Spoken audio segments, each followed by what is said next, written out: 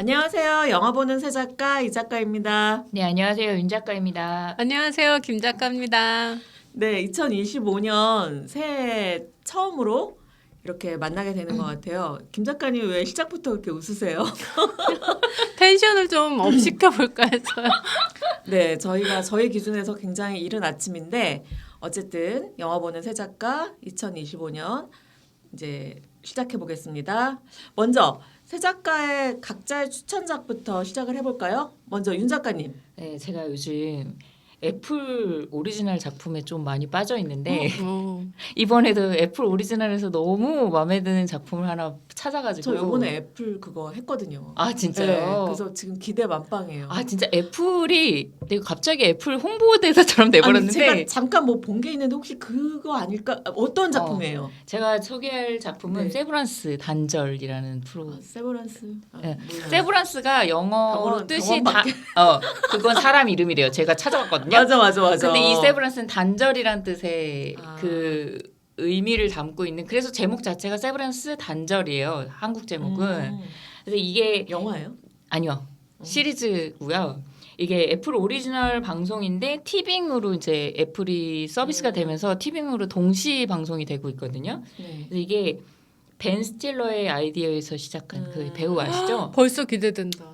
그리고 벤 스틸러가 심지어 공동 연출가로 아. 연출을 출연하진 않아요. 음. 연출가로 지금 그 작품을 하고 있는데 이게 굉장히 되게 독특한 영화입니다. 일단은 내용을 설명하자면은 자발적인 뇌수술을 통해서 직장에 있는 자아와 직장 밖의 자아를 단절시키는 회사가 있는 거예요. 오, 너무 좋은데? 네, 이거 근데 비밀리에 하지도 않아요. 이 회사의 존재를 다른 사람들도 알고 있어서 이 단절 수술에 대한 찬반 양론도 사회적으로 좀 있을 정도로 그런데 이제 직장 내 자아가 퇴사를 하고 싶어도 직장 밖의 자아가 허락을 해줘야지 퇴사를 할 수 있는 거예요. 그래서 처음에 퇴사를 하고 싶어하는 어떤 직원이 하나 나오는데 별별 방법을 써도 밖에 있는 자아가 허락을 하지 않아서 계속 퇴사할 수 없는 영원히 퇴사할 수 없는 그런 구렁텅이에 빠진 거예요. 그럼 이 회사는 뭘 하는 회사인 거예요? 이것도 되게 신기해요. 이 회사 구조도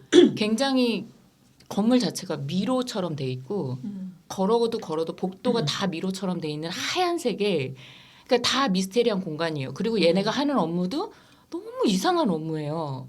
이상한 업무인데 그냥 시키니까 좌 없이 그냥 해야 되는 업무들이고 이 단절이 이 본인의 자아만 단절이 아니고 그 회사 내에서 어느 정도 인력이 일을 하고 있으며 각자 무슨 일을 하고 있는지 만날 수 없는 구조로 그 단절을 회사 시키는 거예요. 안에서 혼자 오. 거의 그러니까 자기네 팀 아, 인원들만. 팀만? 근데 팀도 딱 4명밖에 안 돼요.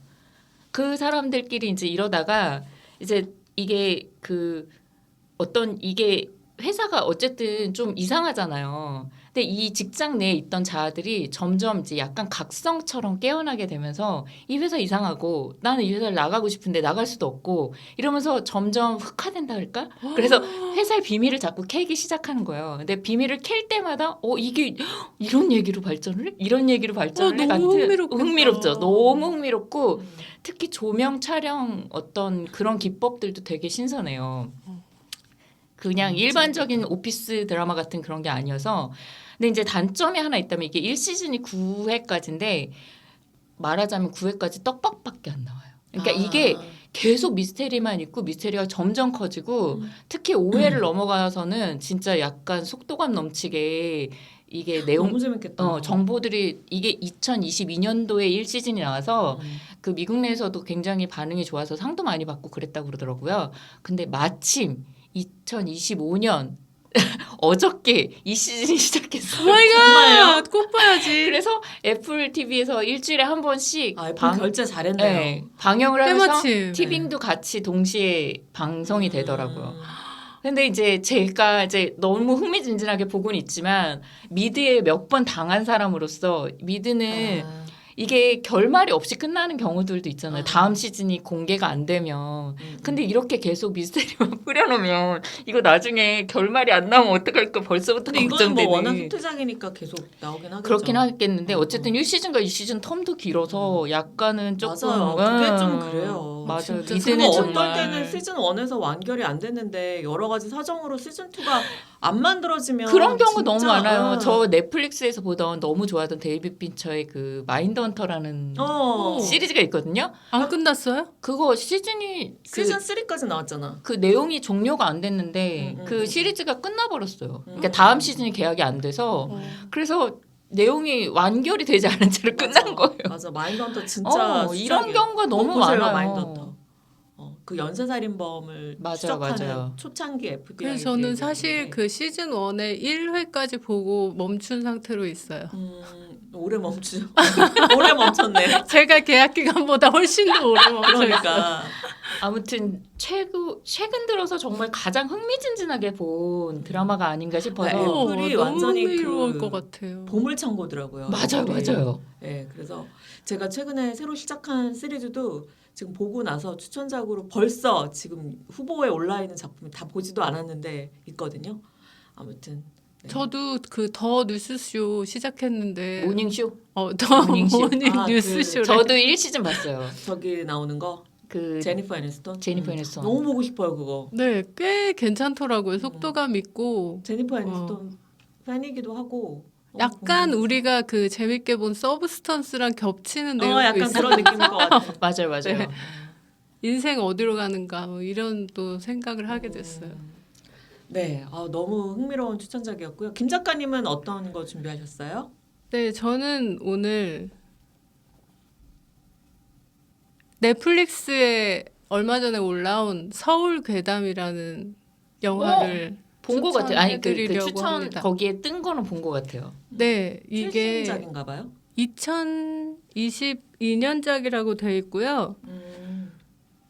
이 짧은 호러 이 단편 옴니버스가 한 2시간 정도 이렇게 짧게 해서 뭐 총 러닝 타임은 한 2시간 정도 되는데 뭐 솔직히 호러 다 거기서 거기잖아요. 뭐 억울하게 죽은 여자가 복수를 한다든지 뭐 당근에서 가구를 하나 사왔는데 그날부터 이상한 일이 생긴다든지 뭐 우리가 알 수 있는 그런 뻔한 내용들이 들어 있는데도 불구하고 그 뻔한 내용도 연출을 너무 잘했고 제가 결정적으로 이 영화를 오늘 소개시켜 드리려는 이유는 마네킹 인간이라고 나와요. 이름만 괴담 들어도 중에 하나가? 괴담 중에 하나가 마네킹 인간인데 그 마네킹 인간의 비주얼과 움직임과 이런 것들이 제가 진짜 지금까지 제가 호러 꽤 보거든요. 지금까지 본 호러 영화에 등장한 캐릭터의 이 소름 끼치기로는 한 10손가락 안에 들 정도로 너무너무 그러니까 처음 보는 비주얼이고 막 너무너무 무섭고 소름이 끼쳐서 진짜 약간 눈물을 찔끔 흘릴 진짜요? 정도로 그 정도로? 진짜 그 기괴함이 말로 다 못해요. 그래서 이 영화가 2시간 정도 되지만 웬만한 그냥 그 싫으신 분들은 스킵하셔도 되고 그 중간에 나오는 마네킹 인간 그 에피소드는 꼭 안 본 사람 없게 해주세요의 어떤 마음으로 소개를 해드리려고 아니 근데 가지고 넷플릭스에 그 괴담 스토리가 몇 개 런칭이 꽤 됐었는데 있잖아요. 네, 지금까지 별로 그렇게 그래서 인상적이지 그중에 하나 않았거든요. 보다가 그냥 바로 하찮은 네, 뭐 서울 괴담 말고 뭐 무슨 괴담 뭐 무슨 괴담. 그래서 저는 그 중에 하나인가. 근데 한 번은 하찮은 기억이 있어가지고 좀 안 좋았던 기억이. 너무 연출이 조금 맞아요. 네. 네, 이 제가 넷플릭스에 본 옴니버스 괴담 시리즈 중에서 최고고 그 웬만큼 그냥 너무너무 뻔한 이야기도 연출이 꽤 그 딱 놀랄 타이밍에 제대로 놀래주는 그런 쾌감도 있고 그리고 이 아이돌들이 많이 출연하거든요. 이 아이돌들이 긴 호흡의 드라마나 뭐 이런 영화에서는 잘 보여주지 못하는 그 깜찍한 연기들 이런 것들을 보는 매력도 있고 아이돌 누가 나오나요? 뭐 이 마네킹 인간에서는 션우 저 좋아해요. 현우가 나와요. 연기 현우가 연기도 해요? 저기 그룹 이름 뭐죠? 몬스타엑스. 아 몬스타엑스. 몬스터 좋아하는 거 아닙니다. 맞나요? 몬스타엑스입니다. 몬스타엑스. 꽤 잘합니다 연기. 오. 근데 현우가요? 못할 것 그게 같은데. 짧은 곳에서 그냥 그 인상적인 연기만 보여줘서 그랬는지는 모르겠는데 꽤 만족스럽고 모든 아이돌들이 연기를 꽤 해요. 네. 그럼 그건 연출을 잘했다는 소리네. 그러니까. 네, 그런 가능성들을 볼 수 있는 그런 저는 매력도 되게 있습니다. 의외네. 그러게. 션우가 이 마네킹 인간에 나오는데 진짜 너무 그 션우 솔직히 약간 AI 맞아요. AI력 있잖아요. 네. 그게 정말 10분 발휘되면서 너무 보고 싶네요, 무서워. 갑자기. 마네킹 인간 제발 안 본 사람 없게 해주세요. 아 진짜? 그 정도야? 많이 무서워요? 저 무서운 거 잘 못 봐서. 눈물이 찔끔 나올 뻔했잖아요. 그 캐릭터 마네킹 인간이 가지고 있는 그 기괴함이 진짜 그게요? 너무 이 움직임과 표정과 이런 게 오. 진짜 무서웠습니다. 네. 오. 추천합니다. 급 관심이 가네요. 네, 저는 그 보셨는지 모르겠는데 마더스라고 2024년 개봉작이거든요. 예고편 봤어요. 네, 그 앤 해서웨이랑 맞아요, 제시카 맞아요. 차스테인 나오는 그러니까 원제는 마더스 인스팅트 그러니까 엄마의 본능 아, 그런 제목은 본 제목인데 기억이. 예, 이 작품을 보고 그러니까 추천드리는 이유가 이 두 여배우가 너무 연기를 잘해요. 그리고 이 두 여배우가 다 하는 그런 영화거든요. 그래서 내용이 뭐냐면은 이 두 사람이 그러니까 미국의 60년대를 배경으로 해서 그 뭔지 아시죠? 이렇게 금발머리 항상 그룹부만 머리 하고 항상 막 딱 붙는 원피스 입고 그런 시대에 어떤 중산층 이제 가정의 두 엄마인데 두 사람 모두 바로 이웃에 살아요. 바로 이웃에 살면서 부부랑 아이들이 다 가까워요. 엄청 가깝게 지내는 그런 사이였는데 여기서 사건이 일어나는 게 둘 다 아들이 한 명씩 있거든요. 어린 아들이. 근데 그 어린 아들 중에 앤 해서웨이 아들이 제시카 차스테인이 마당에서 자기 집 마당에서 이렇게 마당 일을 하다가 앤 해서웨이 아들이 그 발코니에서 놀고 있는 거를 발견하는데 얘가 막 말리려고 뛰어가는 사이에 이 아이가 사고를 당해요. 그러니까 앤 해서웨이 아들이 죽은 거예요. 이 금쪽 같은 진짜 아들이 죽어버린 거예요. 너무나 큰 사건인데 이 사건으로 인해서 어떻게 되겠어요? 앤 해서웨이가 약간의 오해를 하게 되는 거죠. 왜 못 구했어? 왜 더 빨리 오지 못했어? 그러니까 자기도 잘못이 있잖아요. 자기 아들을 돌보지 못한. 그런데 왜 남 탓을 하게 되는 그런 심리 있죠. 그렇게 큰 거를 겪었을 때. 그러면서 이 앤 해서웨이 가정이랑 이 제시카 차스테인 가정이 다 망가져 버리게 되는 과정이 이제 쭉 펼쳐지면서 수상한 사건들이 막 일어나요. 제시카 차스테인 가정에 이 아이와 약간 스릴러 장르인가요? 예, 약간 스릴러면서 이 두 여배우의 심리 그럴 수 있겠다 저럴 수 있겠다. 근데 이 수상한 일들은 앤 해서웨이로 인해서 일어난 건가? 아니야. 제시카 차스테인도 이상해. 막 자꾸 이런 어떤 추측이 가능한 약간 예측 불가능한 이런 각본이 있거든요. 그래서 각본을 잘 썼고 그다음에 배우들의 연기가 그냥 연기만 봐도 모든 게 다 이렇게 납득이 되는. 그래서 어떤 분들은 이 영화를 보고서는 좀 두 여배우 너무 중심이어서 이야기가 너무 좀 좁지 않냐, 너무 단순하지 않냐 그런 이야기도 있던데 저는 오히려 그렇게 집중된 이야기가 더 재밌었거든요.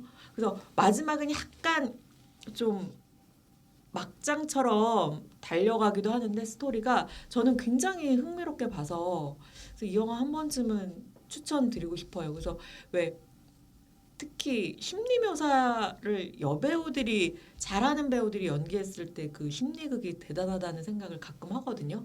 그 섬세하게 연기할 수 있잖아요. 몰입돼. 네. 그래서 한번 보시기를 추천드립니다. 이 영화. 저 특히 제시카 차스테인은 진짜 한 너무 번도 연기 잘해요. 실망을 시켜본 적이 없는 배우라서 네. 특히 이 영화에서 제시카 차스테인 너무 매력 있고 그 목소리부터 모든 게 막 완벽해요. 이 역할에. 그래서 어떤 두 여자의 관계에서 나오는 어떤 긴장, 그다음에 여러 가지 사건들, 그다음에 모성이라는 거에 대한 뭐 그런 거 여러 가지를 느낄 수 있는 꽤 잘 만든 작품이어서 추천드립니다. 한번 보세요. 아 근데 진짜 예고편 나왔을 때부터 극장에서 보고 싶다 이런 생각이 들었었는데 이런 영화들은 오래 상영을 안 하니까 잠깐 맞아요. 놓치면 못 보게 되더라고요. 그래서 이게 왓챠에서 저기 수입을 했대요. 그래서 지금 왓챠에 있는지는 제가 확인을 못했는데 한번 뒤져보시면은 될 것 같아요. 왓챠에. 네. 자 그러면 오늘 세 작가의 추천작 각자 윤 작가님, 세브란스 단절. 세브란스, 단절, 김 작가님, 서울 괴담. 네, 서울 괴담, 그다음에 이 작가의 마더스까지 소개해드렸습니다. 자, 그러면 오늘의 메인 작품이 있죠. 지금 따끈따끈한 개봉 중인 영화. 짜자잔, 어떤 영화죠? 노스페라투. 노스페라투. 되게 오랜만에. 아이고 이 짠. 영화의 장르와 너무 어울리지 않는 효과음. 네, 죄송합니다. 자, 오늘 소개할 영화 노스페라투. 네. 지금 뭐 절찬리에 왜 이렇게 뭐 멘트나 다 올드하죠? 절찬리에 상영 중인 이 영화. 야, 줄거리부터 먼저 알아볼까요? 윤 네. 작가님이 준비하셨죠? 네. 예, 옛날부터 드라큘라의 악몽에 시달리던 네. 소녀 엘렌이라는 소녀가 있었어요. 네네네. 그래서 매일 밤마다 그렇게 드라큘라 악몽에 시달리다가 네. 토마스라는 남자를 만나서 사랑을 하고 결혼을 하게 되면서 드디어 이 악몽에서 해방이 되게 됩니다. 네네. 그래서 이제 평온하게 둘이 잘 살면 되는데 어느 날 그 토마스의 직업이 부동산 중개업인데요. 네, 네, 네. 먼 나라에 있는 어떤 백작이 굉장히 큰 계약을 하게 돼서 출장을 가야 되는 상황이 벌어지거든요. 백작. 그렇죠. 그래서 어쩔 수 없이 떠나게 되는데 사실 그 남편의 의뢰인은 실존하는 드라큘라였고 그 드라큘라가 그러니까 그 백작이. 그렇죠. 백작이. 그래서 엘렌을 다시 뺏기 위해서 이 토마스를 일부러 유인해서 불렀고 그래서 그 성에서 그 뭐 대부분 다 아는 얘기처럼 드라큘라가 그 남편의 피를 빨아먹고 그리고 아내를 다시 자기한테 돌려주는 그 거짓 계약서 같은 것을 작성하게 되거든요. 네. 그 이후로 이제 엘렌은 다시 악몽에 시달리면서 병이 점점 깊어지고 네. 그리고 드라큘라는 그 계약서를 가지고서는 이 엘렌을 찾아오기 시작합니다. 네. 그러면서 벌어지는 그리고 도시의 역병도 퍼지고 점점 암흑으로 치닫게 되는 그런 소동을 그려낸 공포 영화죠. 말하자면. 네, 네, 네. 이 작품이 조금 낯선 분들도 있을 것 같아서 어제 밤에 제가 극장에서 보고 왔는데 몇 분 안 계시더라고요. 그래서 이 영화에 대해서 조금 낯선 분들을 위해서 어떤 배우들이 나오는지 그 여주인공 엘렌은 조니 뎁의 딸이죠. 릴리 로즈 뎁. 릴리 로스 뎁, 그다음에 남편 토마스는 니콜라스 니콜라스 홀트. 홀트, 그다음에 그다음에 윌렘 데포도 나오고 윌리엄 데포도 나오고 그다음에 그 친구 부부 나오잖아요. 네. 거기 친구 부부의 그 김 작가님 한때 최애였던 남편 역의 에런 존슨. 그래요? 왜 채웠어요? 옛날에는 그 비주얼이 아니었어요. 아, 그래요? 굉장히 그 청년미가 있던. 아니 그래서 처음에 이 영화 선정했을 때 김 작가님이 되게 기대를 하는 거 자기 최애가 아, 나온다 정말요? 부최애가 나온다고 그래서 영화를 보면서 사실 조금 기대를 했는데 누구지? 진짜 누구지? 설마 그러니까 설마 드라큘라 백작? 그러니까 주인공 부부의 친구 부부. 그렇죠, 남편. 그렇죠. 네. 그분이 에런 존슨이라고 오. 아시는 분은 아실 텐데 옛날에 굉장히 그 파란 눈이 엄청나게 매력적이었던 청년이었는데 지금 중년이 돼서 저도 못 알아봤어요. 역변을 했군요. 네, 안타깝다. 저도 못 알아봤는데 영화 중간 정도 지나고 나서 아니 근데 저 사람 에런 존슨인가? 엄청 닮았네. 이상하다. 그러다가 영화를 보고 나서 확인을 해봤더니 맞더라고요. 네. 이 노스페라투라는 영화에 부제가 붙어야 될 것 같아요. 뭐야? 오빠들의 역변. 어떡해. 아니 니콜라스 홀트는 괜찮던데요. 어머 저는. 그대로던데 근데 니콜라스 그 홀트는? 니콜라스 홀트도 너무 하얗고 그 반짝반짝하던 이 그런 뭔가 네. 청년미 다 어디로 가고 아니 근데 이 아니, 근데 나이가 역할에는 들었잖아. 나이도 그렇지만 골격이 너무 드러나고 여기서의 그 역할은 남편의 역할은 약간 병약하고 믿음직스럽지 않은 남편이어야 되잖아요. 근데 그- 너무 건장해? 아니요, 저는 그게 되게 잘 어울렸어요. 그래서 믿음직스럽지 않잖아요. 잘생기고 키도 크고 멀쩡한데 굉장히 불안하고 그리고 어딜 봐서도 건강해 보이지 않는. 잘했던 것 같아요. 예, 잘한 것 같아요. 진짜로 캐스팅부터 잘한 것 같다는 느낌이 들어요. 그 연기력은 굉장히들 많이들 성장을 하셨더라고요. 저는 진짜 놀랐던 게 솔직히 릴리 로즈 뎁은 오, 그냥 맞아. 아빠빠를 맞아요. 가진 그냥 좀 금수저 배우 중에 하나겠구나. 그래서 솔직히 제대로 된 작품을 본 적도 없고 아니 이 영화를 위해 태어난 사람 같아. 맞아. 특히 빙의처럼 막 몸을 비틀고 막 이럴 때는 와 연기가 너무 진짜 사다코인 줄. 오 진짜 깜짝 놀랐어요 진짜로. 그래서 엄청 여기에 올인하고 노력을 했다는 생각이 많이 들더라고요. 여기 그 릴리 로즈 뎁이 엄마 빨 아빠 빨로 왜 모델 활동했었잖아요. 맞아요. 그래서 키가 작은데 모델들 사이에서 이 친구가 너무 눈에 띄면서 욕을 엄청 많이 먹었던 걸로 기억을 하거든요. 그래서 이번에 완전히 이를 갈았다라는 느낌이 많이 나더라고요. 그래서 배우들 연기가 저는 다 좋았어서 네. 맞아요, 그런 맞아요. 측면이 가장 이 영화의 장점이 아닐까. 그다음에 그 에런 존슨 와이프로 나왔던 엠마 코린이라고 그 배우도 저 더 크라운 엄청난 팬이거든요. 넷플릭스 시리즈. 아, 맞아 거기 거기에 나왔다는 얘기 들었어요. 다이애나의 젊은 시절 다이애나로 나왔는데 거기서 엄청 눈에 띄어가지고 이 친구가 확 떴거든요. 좀 그런 식으로 생겼구나. 네네네네. 영국의 그쵸. 키 크고 마르고 금발 짧은 머리에 너무 연기를 잘했어요. 다이애나 비를. 그래서 저 엄청 좀 팬인데 이번에 나와가지고 또 반갑더라고요. 그래서 다 연기들이 좋았다. 그 저는 보면서 윌렘 데포 얼굴이 나오기 전에 이런 역할은 윌렘 데포가 딱인데 맞아. 싶는데 진짜? 윌렘 데포가 나오는 거예요. 아 정말요? 예, 진짜 깜짝 놀랐어요. 진짜 딱이었어요. 예, 그 너무 적절한 배려, 이 캐스팅 자체가 모든 캐스팅이 너무 적절하다라는 생각은 아니 들더라고요. 그리고 그 드라큘라로 나왔던 그 백작 그 배우가 예전에 어떤 역할 했는 거기서 그 좀비처럼 막 나오잖아요. 본체가 뭐 백작. 누군지를 알 수 근데 없던. 이 사람이 꽤 유명해요. 그렇다면서요. 스카스가드라고. 네, 맞아요. 이름 많이 들어봤어요. 이 배우가 그 잇 아시죠? 공포 그거. 영화. 거기서 삐에로. 삐에로 분장했던 배우인데 이런 거 전문이시군요. 이런 거 전문인데다가 우리한테 조금 낯설잖아요. 이 배우가 빌 스카스가드라고. 근데 이 배우의 집안 자체가 완전히 영화 유명한 집안이에요. 유명한 배우 집안이라 그래서 요번에 분장을 했을 뿐 되게 연기를 잘했다고 생각을 하거든요. 그 미남형입니다. 맞아요. 나름. 네. 아니 거의 볼드모트 같아요. 끝까지 맞아. 얼굴이 볼드모트 공개되지도 않고 그리고 그 으르렁대는 그 호흡. 막 그 거친 그 긁는 짐승의 그 목소리며 호흡. 아무나 못해 진짜. 그리고 노스페라투가 지금 2025년에 100년 만에 나왔다고 하잖아요. 그래서 그 전작이 1922년이어서 맞아요, 22년. 보신 분은 많이 없을 것 같은데 혹시 그 영화에 대해서 다 모르셨죠? 몰랐죠.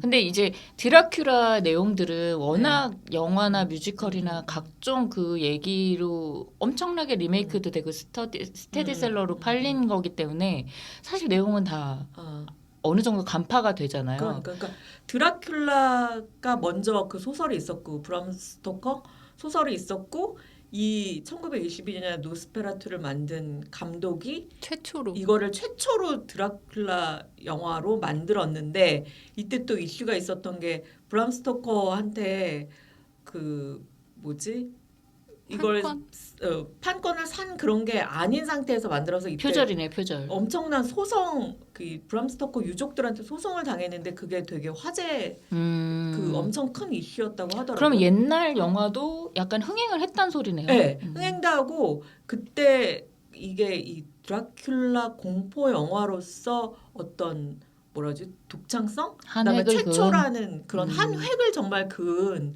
그런 작품이라고 하는데 요 옛날 작품들이 지금도 뭐 유튜브나 이런 데 좀 올라와 있더라고요. 네, 그래서 볼 수 있어요. 네, 그래서 보면은 그 조금 외형은 백작 외형은 비슷한데 약간 조금 더 드라큘라에 가까운 이렇게 막 송곳니가 이렇게 쫙 나와 있고 조금 더 막 괴기스럽다고 하나? 근데 이번 영화에서는 조금 그게 변형돼서 조금 뭐라 그러지? 그 좀비처럼 나오잖아요. 그래도 괴기스럽긴 했어요. 괴기스럽긴 하죠. 이 영화가 사실 그 우리가 알고 있는 드라큘라 영화 보면 흡혈귀의 네. 원형 있잖아요. 설정 뭐 네. 태양을 보면은 타 죽는다든지 마늘.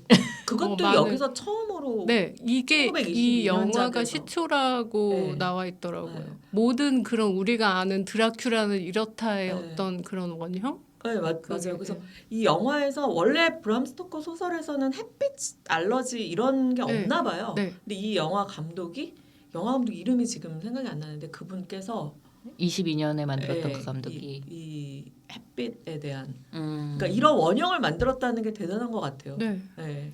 그래서 그런지 이게 굉장히 고전 영화를 리메이크해서 보여주는데 굉장히 중점을 뒀다라는 생각은 들더라고요. 그러니까 그 일부러 그런 예, 연출이 이 들어가 로버트 에거스 이 예. 감독이 엄청난 그 고전의 팬이었다고 하더라고요. 그래서 사실은 호러를 기대하고 간 사람으로서는 어느 한 장면도 놀랍거나 무섭거나 이런 느낌은 들지 않았어요.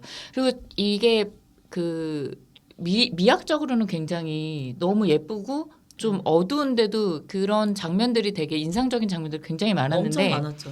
근데 이게 어쨌든 호러를 기대하고 간 사람으로서는 이게 호러가 대부분 체험처럼 보여지는 장면이 있거나 이렇게 관찰차처럼 보여지는 장면들이 있는데 관객을 놀래키는. 그죠. 근데 여기는 전혀 놀래키려는 의도가 0%예요. 그래서 모든 장면이 다 관찰자 시점으로 풀샷이 돼 있거나 이게 하나도 긴장감이 느껴지지는 않는 거예요. 약간 호러를 기대하고 간 사람으로서는 조금 실망할 수도 있겠다. 그러니까 이게 고전 영화를 엄청 충실하게 재현하면서 약간의 그 오마주 같은 느낌이 많이 났던 것 같고 그리고 이 영화가 흑백 영화가 아닌데 흑백 영화처럼 맞아요. 보이잖아요. 맞아요. 그러니까 그런 시도라든지 그다음에 뭐 굉장히 어둡잖아요 영화가. 굉장히 어둡고 조명도 최소화돼 있고 이게 CG인지 세트인지 막 그러니까 굉장히 옛날 영화 같은 맞아요. 느낌을 맞아요. 일부러 이 사람이 엄청나게 내려고 노력했다는 게 엄청 티가 나는. 맞아요. 그러니까 횃불 같은 거 들고 있을 때 진짜 횃불을 쓴 것 같은 느낌. 막 이런 식으로. 특히 그 토마스가 그 백작을 찾아갈 때 그 말을 잃어버리고서는 걸어가면서 그 짙은 어둠에 깔린 네네. 그 숲 속에서 그 마차 한 대가 다가오는 그 맞아요. 모든 씬들이 굉장히 정말 흑백 영화 시대의 그 고전미를 완벽하게 맞아. 재현을 해내면서 미학적으로 너무 아름다운 거예요. 맞아요, 그 눈발이 또 흩날리잖아요. 그런 미장센은 예, 진짜 좋았던 것 같아요. 너무 저도 좋았어요. 저는 솔직히 말해서 이 영화 약간 전체적으로 좀 지루했거든요. 맞아요. 그래서 지루해요. 그러니까 왜냐하면 이게 호러나 이런 네. 그 스토리에 집중된 게 아니고 맞아요. 보여주고 미장센에 엄청 집중됐기 때문에 그리고 스토리도 사실은 좀 다 아는 맞아요. 느낌이잖아요. 그러니까 이 영화의 존재 자체가 이 스토리를 보여주고자 하는 영화가 맞아요. 아니기 아니요. 때문에 그 미장센 하나하나가 너무 대단했다. 그거는 대단하다. 확실히 보이더라고요. 맞아요. 약간 영화라기보다는 미술관에 와서 한 장면 네. 한 장면. 그리고 대부분 좀 연극적인 설정들도 굉장히 많고 연기도 일부러 약간 맞아요. 그런 식으로. 그래서 연기가 그리고 너무 연극 스타일로 같았어. 했어요. 일부러 그런 것 같은데 그래서 고전식으로 연출한 것 같더라고요. 그렇죠. 네. 그래서 이제 약간 지루함을 조금 배가시키지 않았나. 맞아요. 왜냐면은 이게 감정을 따라가는 영화가 아니잖아요. 그냥 다 관찰하는 네, 영화예요. 네. 그냥 감상하고 관찰하는 영화라서 어쩔 때는 뚝뚝 끊기기도 하고 그냥. 그래서 어떻게 보면 그 앨런이랑 토마스가 둘이 막 정말 둘도 없는 사랑을 하는 신혼 부부잖아요. 그런데 그런 게 안 느껴지는 거예요.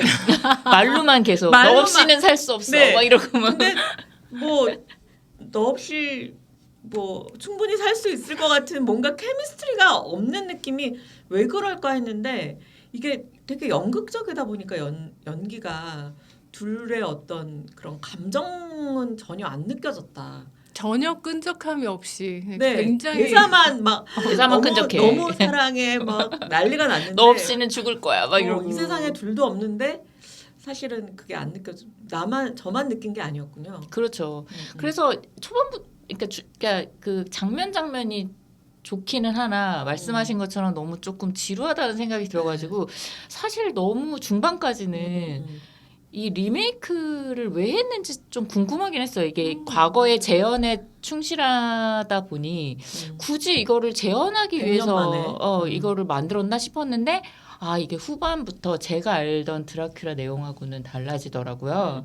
일단은 그러면서 약간 집중이 되기 시작했어요. 일단 여주인공 캐릭터가 너무 21세기에 맞는 진취적인 캐릭터잖아요. 그러니까 원래 알고 있던 드라큘라의 제가 알고 있는 내용은 드라큘라 백작과 네. 그 원래 알고 있던 그 여주인공의 이름이 미나였을 거예요. 미나가 전생의 부부였던 거예요. 그래서 굉장히 죽고 못 사는 부부였는데 남자는 드라큘라가 돼서 영원한 삶을 살고 여자는 환생을 한 상태인 거예요. 그래서 그 여자를 서로 운명적으로 끌릴 수밖에 없는 약간 사랑이 약간 엄청 멜로적인. 그죠. 맞아. 그래서 이 여자가 굉장히 소극적이고 그러니까 드라큘라를 왜냐하면 현재의 남편도 있으니까 거부해야 되지만 운명적으로 끌리니까 어쩔 수 없이 왔다 갔다 하고 드라큘라가 약간 좀 미남으로 나오지 그렇죠. 않아요? 피를 먹으면 반드시 미남. 그래서 맞아. 저는 굉장히 기대했어요. 어떤 미남이 나올까. 끝까지 안 나오는 거예요. 너무 흉측한 드라큘라만 그것도 근데 되게 신선했고 그리고 두 사람이 약간 욕망? 욕정? 이런 걸로 얽혀 있는 사이인 거잖아요. 드라큘라 여기 엘렌이라는 게 그런 것도 굉장히 좀 참신했고 그리고 항상 그 본드걸처럼 그 드라큘라가 거닐고 다니는 그 걸들 있잖아요. 흐느적거리는 여인. 그 걸들을 다 싹 뺀 게 저는 굉장히 마음에 들더라고요. 아니 저는 사실 드라큘라 영화를 많이 안 봤거든요. 그래서 지금 이런 이야기도 저는 되게 재밌네요. 네. 드라큘라에 대한 이게 굉장히 걸들을 거느리고 다니는 걸들을 거느리고 다녀요. 그래서 사실은 뭐야? 그 걸들이 거의 그 센터 거의 그렇죠, 우의정 그렇죠. 영의정 거의 말하자면 우의정 JYP가 그 자의정처럼. 아이돌을 몰고 다니듯이 그렇게 데리고 다니는 걸들이 있어요. 그 걸들이 이미 이제 젠파이어한테 피를 먹히고 나서 얘네도 이제 영생을 살게 되면서 같이 피를 먹어야 되는 공생의 관계인 거예요. 그래서 토마스가 그렇게 그 피를 빨리고 약간 조정당하게 되는 게 그 걸들이 계속 그 토마스의 피를 빨아먹거든요. 원작에서는 제가 알고 있는 드라큘라 내용에서는 그리고 이제 젊어지고 잘생겨진 드라큘라는 그 미나를 찾아서 떠나고 뭐 그런 내용이었거든요.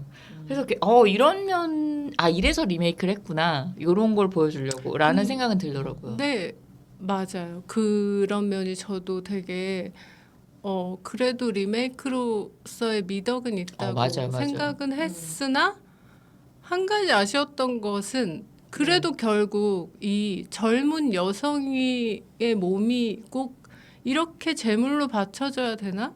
심청이도 그렇고 그렇게 해석할 이것도 수도 있겠네요. 그렇고 꼭 그렇게 젊은 여성이 뭔가 젊고 순수하고 네. 아름다운 여성. 꼭 그 몸을 꼭 던져야 아버지가 눈을 뜨고 역병이 사라지고 왜 그렇게 여자의 그 젊은 여성의 어떤 것에 이렇게 많은 창작자가 남자라서 그런 거 아니에요? 그러니까 이 시선 자체가 몬스터고 그냥 이 사고방식 자체가 흡혈인 것 같아요, 저는. 근데 약간 두 가지로 그 생각들이 좀 나뉘는 것 같더라고요. 그러니까 이게 이 젊고 아름다운 여성이 희생을 해야지 그 드라큘라가 죽고 그다음에 그 드라큘라가 일으킨 전염병이 사라지고 이러면서 이제 여기서도 엘렌이 그런 선택을 하잖아요.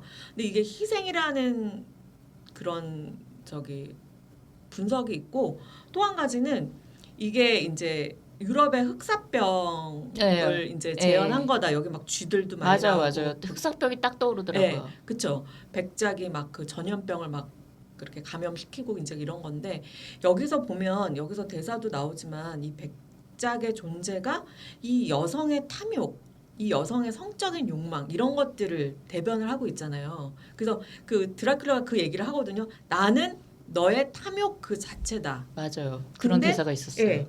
근데 이 옛날 이 뭐 중세 이후 중세 시대에 제일 강했고 여자들은 그런 탐욕을 부리면 안 되는 존재였잖아요. 그렇잖아요. 근데 그래서 여자들의 어떤 성적인 욕망도 완전히 금기시돼 있고 그래서 이 엘렌이라는 여자는 그런 거를 상징을 한다는 거죠. 상징을 하기 때문에 억눌려 있는 여자의 권리, 여자의 삶, 여자의 욕망 맞아요. 이걸 억눌려 있는데 이거를 드러내는 게 상징적으로 이 백작이라는 존재고 그래서 백작을 얘가 희생을 한 거라기보다는 이거가 백작을 어떻게 보면 이 여자가 이제 끌어안고 죽이는 거잖아요. 그러니까 죽임으로써 본인도 죽잖아요. 근데 이게 결국에 약간 좀 비판적인 내용. 이 당시의 여자들은 이렇게 탐욕을 끌어안고 죽을 수밖에 없는 존재였다.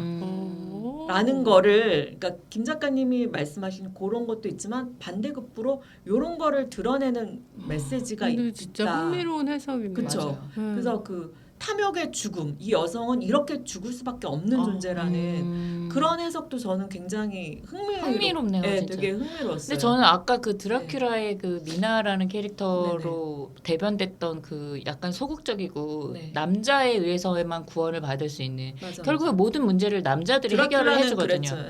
근데 여기서는 결국에는 스스로 내가 해결하겠다가 나오고 그러니까 희생도 자기가 네, 선택하는 자기가 선택한 그렇긴 하네요. 너무 멋있더라고요. 네. 저는 아, 막판에 맞아요. 그런 그건 진짜. 모습들이.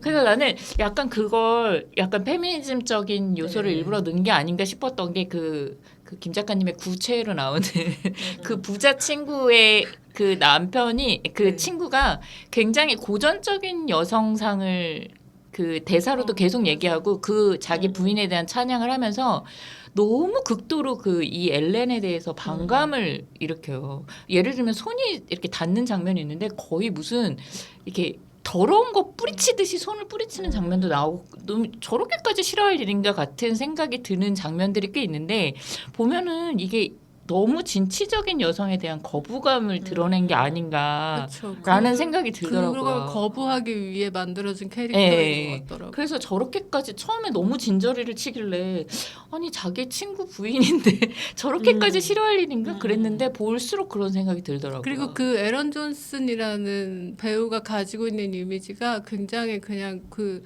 너무너무 엘리트 코스를 밟고 자란 영국 신사의 느낌을 가지고 있어서 지금 007 뭐 새로운 007로 후보죠 아직은. 있긴 하거든요. 그래서 아마 그런 캐스팅을 하지 않았을까? 그런 다시 생각도 생각해도 들어요. 캐스팅을 진짜 잘한 것 같아요. 그래서 지금 이렇게 얘기를 하면서 또 생각이 드는 게 그 에런 존슨의 부인 역의 그 엠마 콜인 그 여자가 또 앨런이라는 주인공 여자랑 되게 대비가 되는 게 이 여자는 굉장히 독실한 크리스찬이고 순종적이고 남자한테 순종하고 진짜 아름답고 딸 둘을 열심히 키우고 그러니까 굉장히 임신도 했잖아요. 또 임신도 또 하고 있고 그러니까 어떻게 보면은 그 중세의 여자들한테 바라는 어떤 이상적인 여성 맞아요. 근데 거기에 반해서 어떻게 보면 앨런은 막 어떻게 보면 악마 같은 백작이랑 막 한 몸이 돼야 된다고 막 어릴 때부터 막 꿈속에서 그런 욕망을 막 드러내고 본인이 또 그 욕망 때문에 괴로워하고 그러니까 이 반대급부의 여성이 아닐까 두 여성은 그런 생각이 또 드네요. 만약에 그래서 그분은 결국 딸들이랑 그 흑사병에 희생이 되잖아요. 그 희생에 대해서는 어떻게 생각하세요? 그냥 이 영화를 지금 얘기하면서 이렇게 생각을 해보니까 이 앨런이라는 여성은 조금 어떤 그 당시에 있을 수 없었던 욕망하는 여성이었고 이 여성은 자기 주체적으로 그 죽음을 선택했다. 하지만 이 여자는 반대급부의 그 엠마 코린이 연기한 그 여성은 희생이라기보다는 뭐라 그러지? 순우? 뭐라 그러지? 이 영화 속에서는 이 다른 여성은 그냥 뭐라 그러지? 당한 거죠. 죽임을 당한 여성이고 이 여자는 죽음을 선택한 여성이고 결과는 같지만 선택. 좀 그렇게 그린 게 아닐까? 지금 나름대로 그런 생각이 드네요. 되게 완벽한 여성의 죽음이잖아요. 어떻게 보면 딸과 함께. 딸들도 다 아들도 아니고 딸들과 함께. 가족이 굉장히 이상적인 가족 맞아요. 망해버리는 뭐 그런 거 아닐까 그런 생각도 드네요. 그리고 원래 드라큘라에서는 그 목에 그 빨대 꽂아서 그리고 여기는 가슴을 물더라고요. 그 그게- 심장. 네, 심장. 그게 이 영화에서 좀 새로 그 한 거라고 하더라고요. 근데 그거는 좀 그- 특이하다는 생각이 들었어요. 심장 주변에 이빨을 꽂을 때 그 갈비뼈 부러지는 사운드랑 이 꿀꺽 꿀꺽꿀꺽 사운드가 피 마시는 진짜. 그 사운드가 진짜 내 피가 빨리는 것 같은 느낌. 오히려 그런 장면이 오싹했지 막 쥐나 새를 뜯어먹는 장면을 되게 완전히 그 정면으로 보여주는데 사실 그런 장면들은 무섭다는 생각이 안 들더라고요. 그 예전 고전 영화의 그 무르나우라는 감독 지금 이제 다시 이름을 보니까 그 감독이 아까 말한 햇빛 그것도 처음 했지만 그 마지막에 그 여자가 그 백작을 끌어안고 죽는 것도 그 고전 영화에서 처음으로 소설과 다르게 표현을 한 거라고 하네요. 그러니까 그 사람의 어떤 독창성도 그 무르나우 감독 대단했던 것 같아요. 그러네요. 그거를 약간 이번에 시대를 굉장히 앞서간 사람이에요. 그거를 이번에 이 감독이 또 똑같이 차용을 한 것 같아요. 이분이 독일 분인데 그 이분? 브람 스토커의 아내분께서 이분이 이 영화를 고전 만드는 영화 감독 거를- 아니면 네. 지금 감독? 이분이 고전 영화 감독 무르나우 감독. 무르나우 감독이 독일 분이신데 네. 이 브람 스토커 소설가 브람 스토커의 와이프께서 이분한테 절대 판권을 줄 수 없다고 한 게 이 전범 독일에서 나의 남편의 작품이 영화화되는 걸 정말? 절대 허락할 수 오. 없다. 이런 이유에서 반대했다고 어, 그러더라고요. 그럴 그래서 수도. 참 굉장히 드라마틱한 비하인드가 많이 숨어 있는 작품이라는 생각이 들어요. 그러네요. 그러니까 이 작품 고전 영화는 그 사운드 무성 영화잖아요. 그래서 이 고전 영화에서 대단했던 게 이번 영화에도 나오지만 그 백작의 그 긴 손톱, 이 손 같은 거 있잖아요. 그 긴 손으로 막 이렇게 그림자로 이 긴 손이 뭔가를 막 덮치고 이런 거를 엄청 이 고전 영화에서 잘 표현을 했고 그거를 이번에도 이 감독이 좀 비슷하게 그 손 그림자가 많이 나오잖아요. 그 비슷하게 재현한 것도 되게 흥미롭게 그 장면들도 많이 고전 영화 팬들은 얘기를 한다고 하더라고요. 진짜 그렇게 생각해보면 고전 영화가 훨씬 더 창의적이었던 그렇긴 하죠. 이건 그죠, 완전 그죠. 리메이크 버전이고 그죠. 소리가 없는 상태에서 어떻게 공포를 표현할 것인가.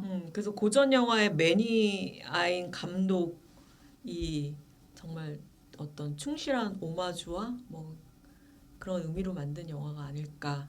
그 제작자분 피터 잭슨이 아니구나. 죄송합니다. 가짜 이름을 뉴스는 헷갈렸어. 가짜 뉴스는 상부해 주세요. 가짜뉴스 아웃. 그 나홀로 집의 원 감독님 누구죠? 누구죠? 나홀로 원의 그분이 그분의 와이프랑 같이 제작자 이름에 올라가 있더라고요. 이 이름이 생각이 안 나네. 잠시 틈을 이용해서 이 로버트 에거스 크리스 감독. 콜럼버스 감독. 네 맞아요. 어, 피터 잭슨 어디서 나온 거죠? 비슷해요. 그 이 감독님 로버트 에거스 감독님 전작들이 또 대단하잖아요. 네. 그거 혹시 보셨어요? 어떤 더 위치 혹시 보셨어요? 김 작가님? 이름은 들었는데 본 적은 이거 없어요. 꼭 보세요. 더 위치. 이게 그 두 번째 매드맥스의 추천작. 매드맥스의 그 아냐 테일러 조이가 되게 지금보다는 젊었죠. 그때 2015년작인데 이 노스페라투보다 솔직히 이 영화가 훨씬 독창적이면서 진짜? 엄청 독창적인 공포 영화거든요. 그래서 이 감독이 사실은 이 영화로 엄청 떠가지고 네, 얘기는 들었어요. 네, 엄청 떠가지고 그 라이트하우스라고 그 흑백 영화 이것도 또 그 다음에 또 히트를 치고 그래서 이번에도 이렇게 좀 큰 배우들이 나올 수 있었던 게 이 감독에 대한 어떤 명성이 팔로우가 있구나. 명성이 있고 그래서 이 노스페라투도 엄청 기대를 모은 게 100년 만에 리메이크작이라는 것도 있지만 이 감독에 대한 것도 굉장히 컸다고 하더라고요 미국에서. 근데 제가 유일하게 본 게 더 위치인데 정말 한번 보세요. 그 아냐 테일러 조이의 어떤 그 뜨기 전의 연기와 이 마지막 이 결말의 어떤 그로테스크함이 정말 대단한 작품입니다. 꼭 추천드리고 특히 호러 팬이신 김 작가님 꼭 보세요. 저는 라이트하우스는 이 사람 다음 작품인 라이트하우스는 보다가 저는 하차를 했는데 흑백 영화예요. 근데 이 영화도 이제 두 명의 등대지기가 나오는 호러 스릴러인데 이 영화도 대단하다고 하더라고요. 저는 보다가 그때 저는 라이트하우스에 대한 소문은 많이 들었어요. 보지는 못했는데 네, 이 영화도 굉장하다. 대단하대요. 네. 그래서 여기도 근데 윌리엄 왜 데포랑 하차를 하셨죠? 여기 윌리엄 데포가 여기도 나오거든요. 로버트 패틴슨이랑 둘이 나와요. 그래서 그때 제가 흑백 영화를 조금 힘들어하는 그게 있는데 그때 흑백 영화를 이 라이트하우스를 보다가 약간 그때 피곤해서 잠이 든 이후에 다시 시작을 못한 아까 뭐였죠? 잠깐 보다가 오랫동안 안 보신 영화? 마인드헌터? 마인드헌터. 그거랑 비슷한 엄청 걸작이고 기대하는데 한번 잠든 이후에 다시 시작을 못한. 근데 라이트하우스도 이번에 다시 볼까? 이런 생각이 들더라고요. 저는 이 제한된 공간, 제한된 인원수 이런 설정 되게 좋아하거든요. 되게 좋아하실 것 같아요. 이 감독에 대해서. 감독 전작대로. 근데 더 위치는 제가 진짜 좀 강추드려요. 진짜 조금 되게 기괴해요. 영화가.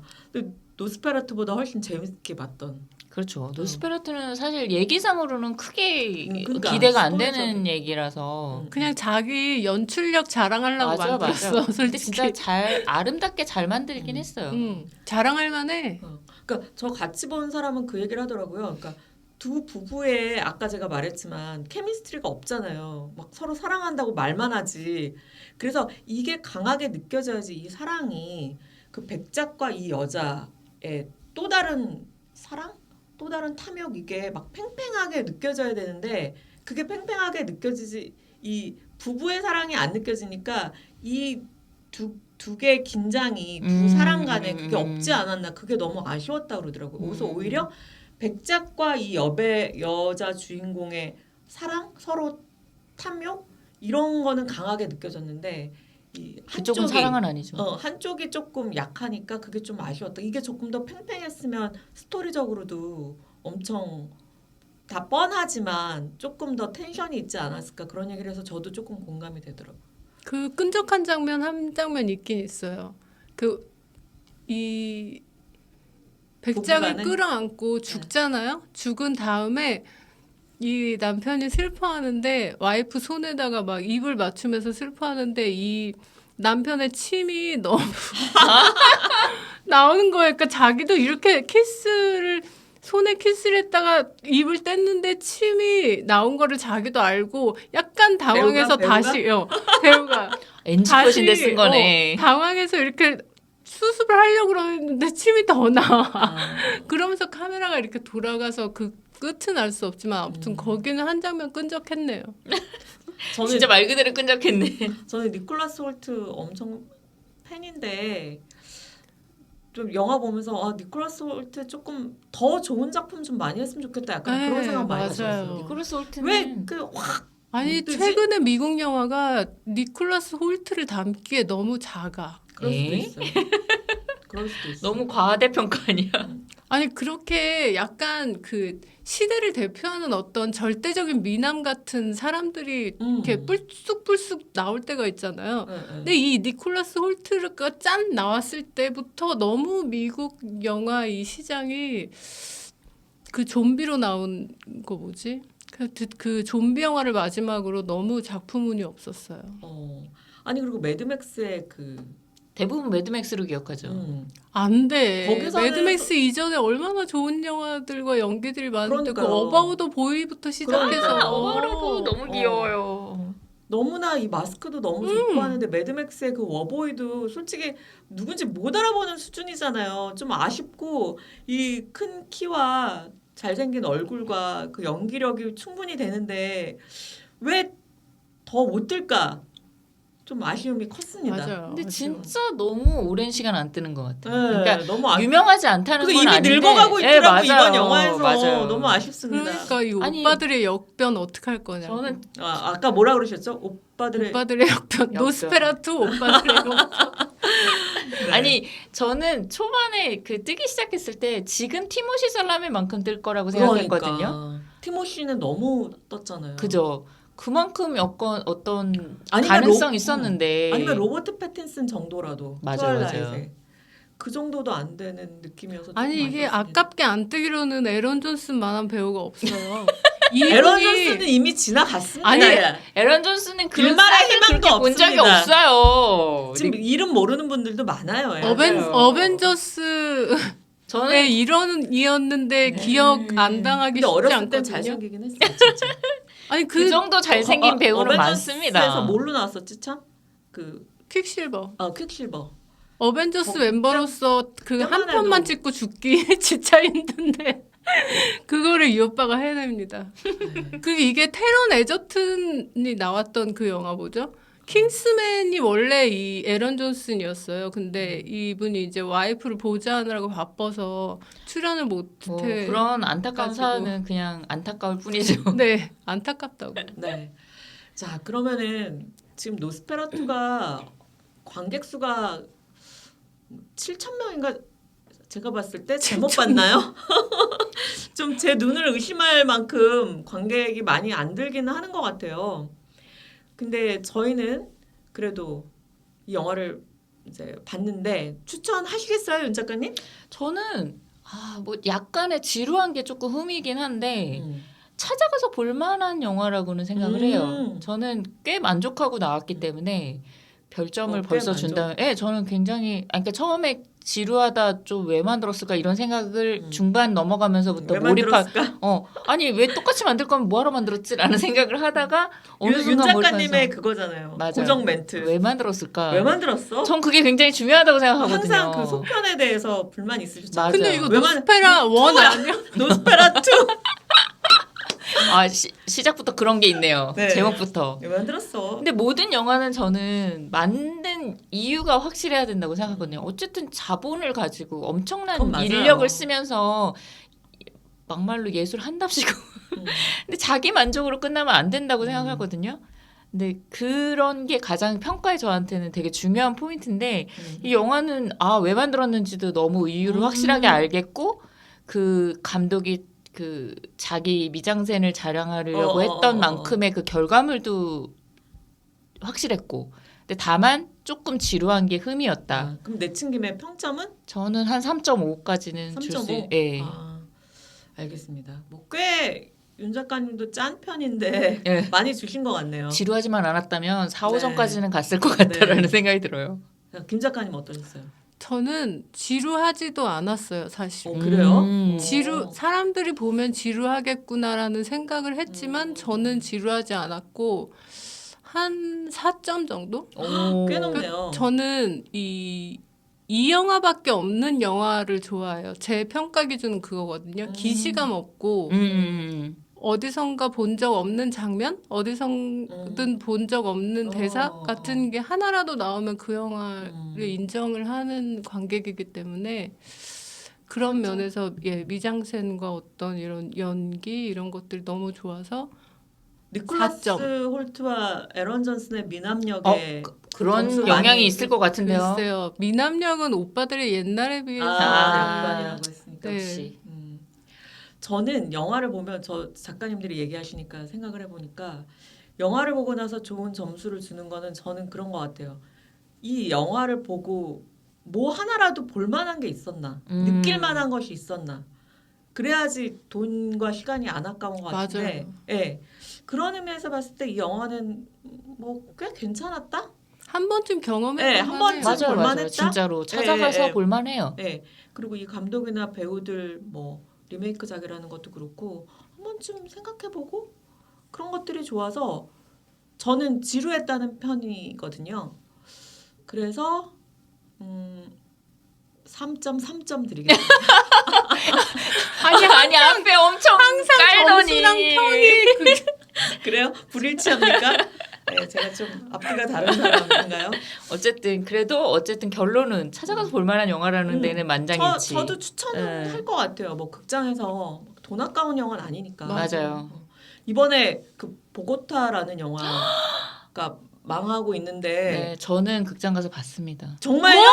아, 그 우연한 기계 하여튼 위로를 드립니다. 네, 정말 아니 그러면 이런 영화에 5점을 줬어야지. 아니, 그건 그거고 이 영화는 이 영화지. 아, 또 보고타 몇 점? 보고타? 빵점? 저는 보면서 그 영화는 그야말로 왜 만든 거야 도대체 이 영화를 1시간도 채 되기 전부터 끝날 때까지 왜 만든 거야 이 생각밖에 진짜 안 들고 그리고 진짜 극장을 탈출하고 싶다는 생각이 너무 강하게 들었어요. 너무 필요 없는 영화였어요.